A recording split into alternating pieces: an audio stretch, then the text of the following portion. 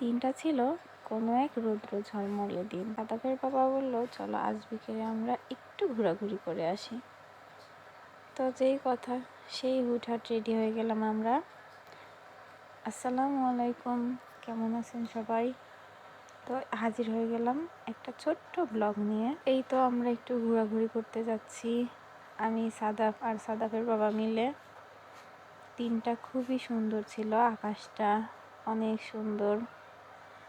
এই তো সাদাফ তো খুবই খুশি, সে তো ঘুরতে যাওয়ার কথা শুনলেই বেজায় খুশি। আর এই যে গাড়িতে তেল নেওয়ার জন্য চলে আসছে সাদাফের বাবা। তো তেল নেওয়া শেষ, আর এই তো আমরা আবারও রওনা দিলাম। আমরা আজ একটু ঘুরতে যাব গ্রিন সিটিতে, যাকে বলা হয় রাশিয়ান সিটি। বাংলাদেশের মধ্যে রাশিয়ানদের ছোট্ট একটা শহর গড়ে উঠেছে। তো ওইদিকে আমরা ঘুরতে গেছিলাম। আর এই তো সেই গ্রিন সিটি, অনেক সুন্দর জায়গা। আর এখানে গেলে চারদিকে শুধু রাশিয়ান আর রাশিয়ান দেখা যাবে। এই যে এখানে তাদের জন্য একটা ছোট মার্কেট গড়ে উঠেছে। সব মিলে সুন্দর জায়গা, দেখার মতো।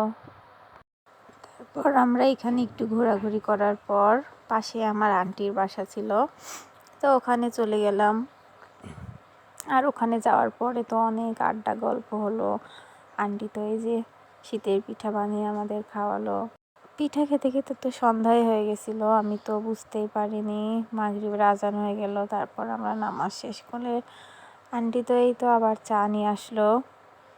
হালকা ঠান্ডা ছিল, তো সন্ধ্যায় চা বিস্কিট খেতে বেশ ভালোই লাগতেছিল।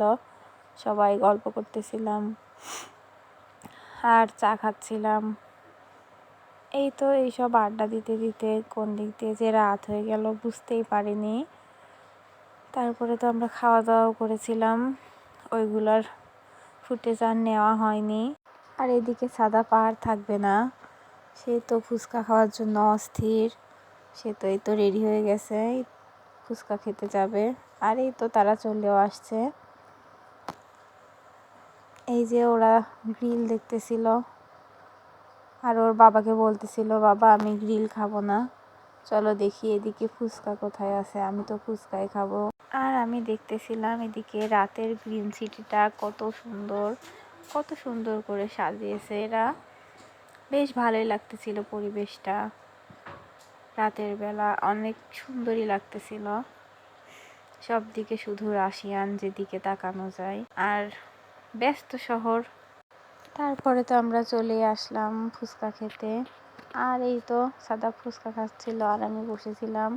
আমাদের এই ছোট্ট গ্রিন সিটিটা কেমন লাগলো আর আমার ব্লগটি কেমন লাগলো জানাবেন। আল্লাহ হাফেজ।